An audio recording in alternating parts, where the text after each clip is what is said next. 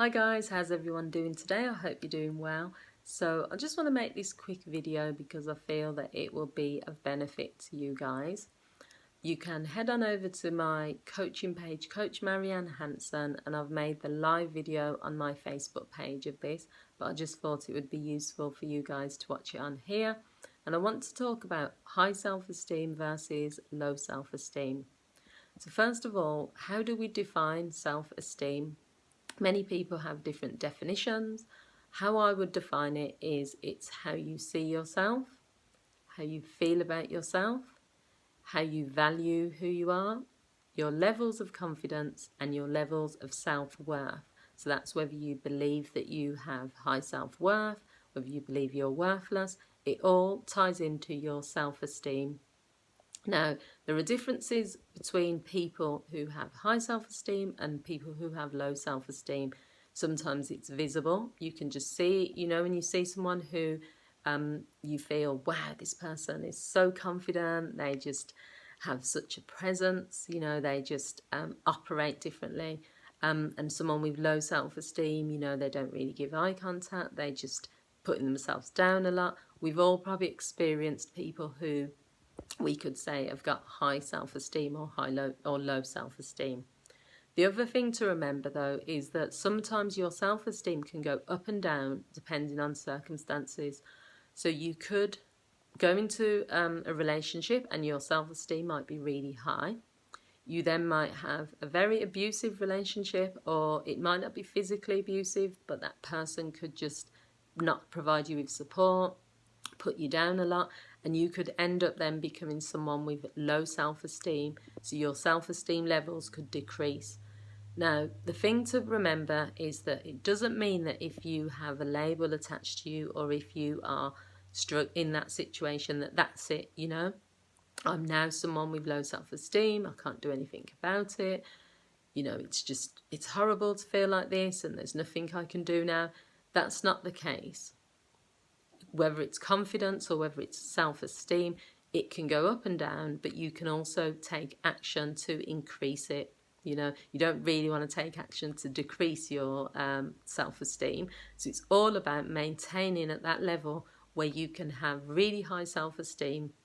And what I want to talk about is some of the factors that would indicate that a person has high self-esteem or low self-esteem. So I'm just going to give you a list, and then I'm just going to talk about a few of them in depth because otherwise it will be a really long video. So someone with high self-esteem, they are assertive, they know when to say no, they are resilient, they're not affected by what other people think about them, what society thinks about them, what magazines say, what people say.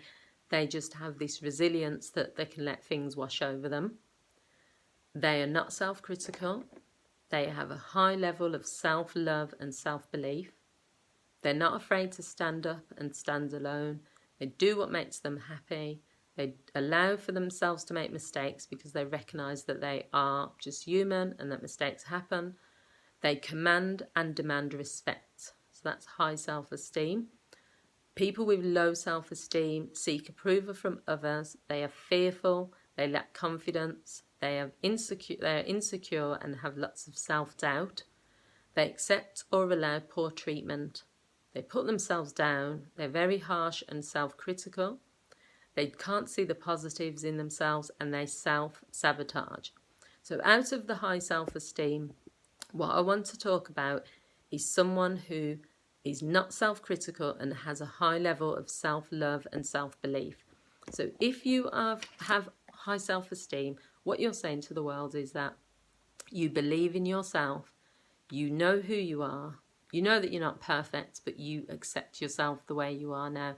It takes a lot of people a long time to get to that level where they feel that way, but it's not impossible to become that person who's resilient, because in this world I think you have to have a level of resilience, because the amount of things that you are going to see or hear that are trying to say that that whether you're a woman from a certain socioeconomic background, whether you are from a cultural background, whether you are a certain age, there's always going to be people with opinions. There's always going to be things that you read, that you hear, that you see. If you're not resilient and if you don't have a high self-esteem and believe in yourself, you will absorb those messages, and it will have an impact on who you are.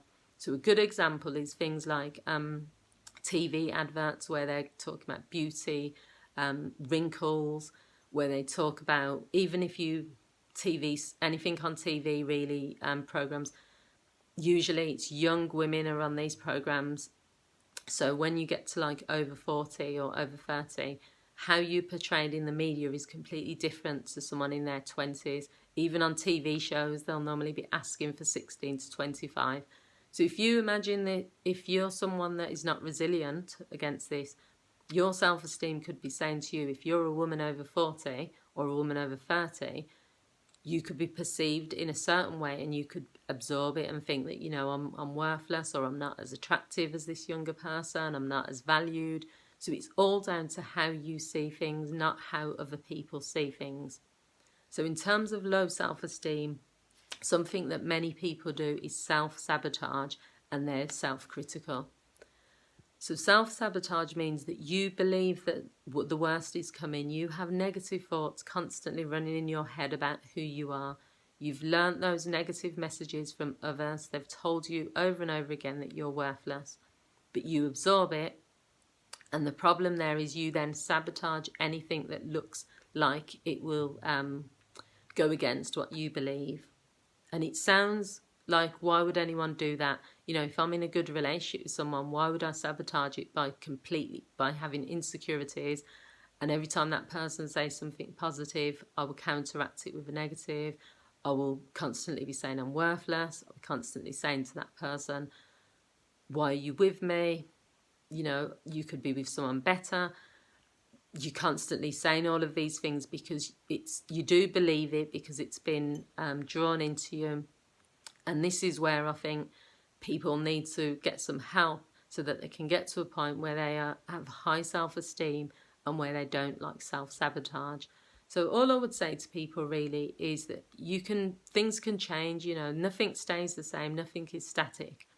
If you are someone and you've got low self-esteem, you don't have to just say, well, that's it, I'm not going to do anything to work on this. My mum told me, so that's got to be true. My last boyfriend or girlfriend told me, so it's got to be true.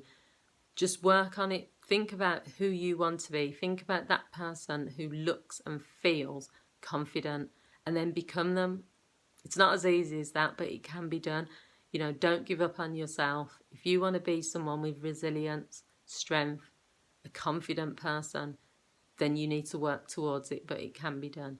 So I hope you found this video useful. This was literally a really quick video, but I hope you found it useful. Thank you to everyone that continues to like my videos. I really love engaging with you guys, leaving comments as well. And please subscribe to this channel and share this video if you think someone else will benefit. Thanks for watching, and I'll see you all again soon. Take care. Bye.